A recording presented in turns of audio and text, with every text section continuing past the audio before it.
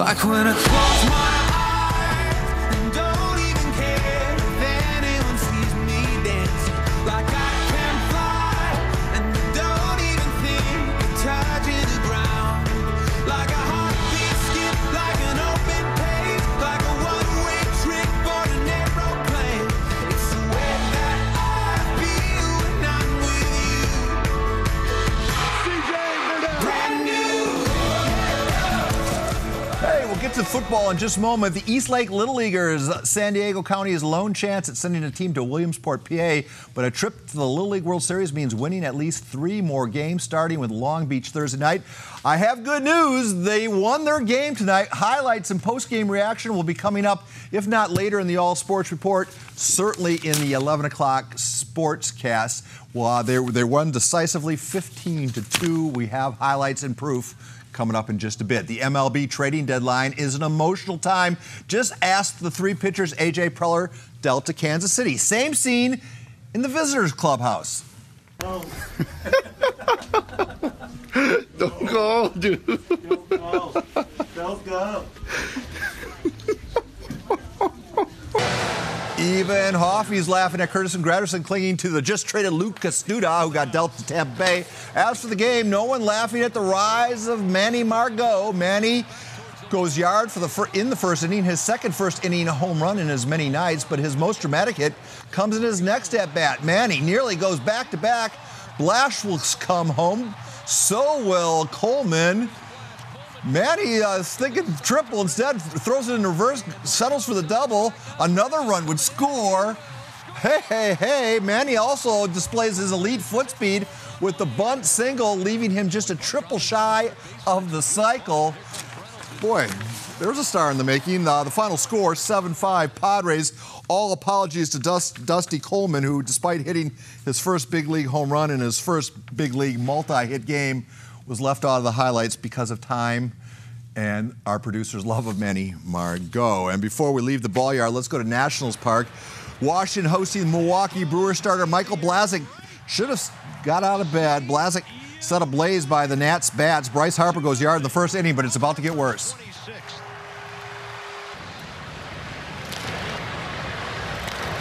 But he's kept himself under control. This might be 4 in a row. 0-1 to Rendon. He launches one to left field. See you later. 5 in the inning. Blazek's first career start marred by back-to-back-to-back jacks. Michael gives up 5 dingers in the third inning alone. Washington would set a franchise record by hitting 8 home runs in one game. The Nationals 15-2 winners. The controversy surrounding football's connection to brain trauma is back in the news this week. Boston University's CTE study sparking this debate between John Carroll and Dr. Chao. It's the greatest sport there is. That it helps make America America. It's a part of Americana. And what it is right now that we have to get 100% clear, it is the safest at the high school level that it has ever been. What the general public thinks is that if you play football, you're going to get CTE.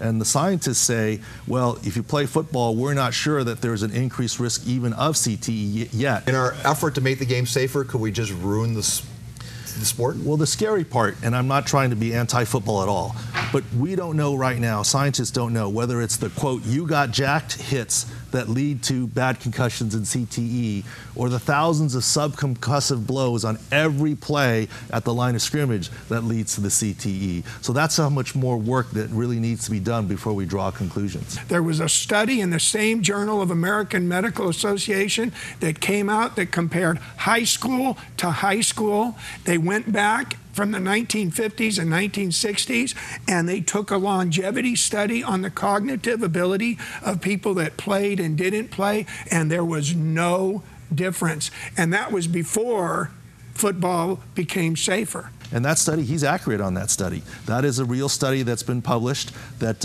studying 50s and 60s. Now, the counterpoint to that, of course, you can make the argument the way people tackled in the 50s and 60s might be different to the way they tackle today. I felt like, you know, the concussion researchers had their agenda, the scientists had their agenda, the NFL had their agenda, the movie makers have their agenda, and the bottom line is us as fans and people and parents don't get to the real truth, and that's what I was trying to get out. I have seen it transform the lives of youth right when they needed that life transformation away from gangs, away from drugs, away from personal destructive behavior, get their life in shape, and I'm going to tell you right now, it's saving lives.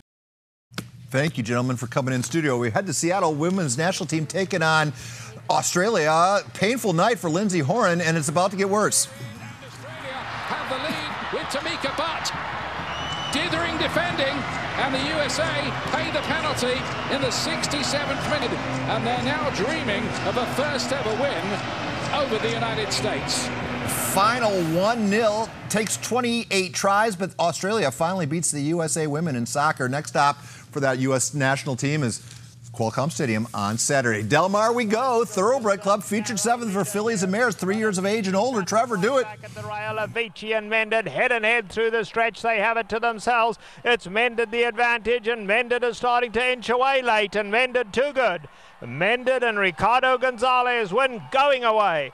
John Martin trained Bay Filly, paying $11.60 on the $2 bet to win.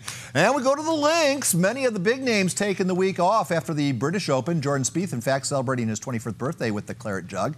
Bubba Watson's the big name in the draw towards the top, so we have highlights of his round of 66. They failed to show you the pride of Poway, Charlie Hoffman, who shoots a 400 round of 68 and sits just 3 shots off the lead. As promised, Eastlake taking on Long Beach, the same team that eliminated Encinitas Wednesday night. Second inning, Eastlake's Trey Edwards opens the scoring with a 2-run blast that the outfielders don't even bother to chase.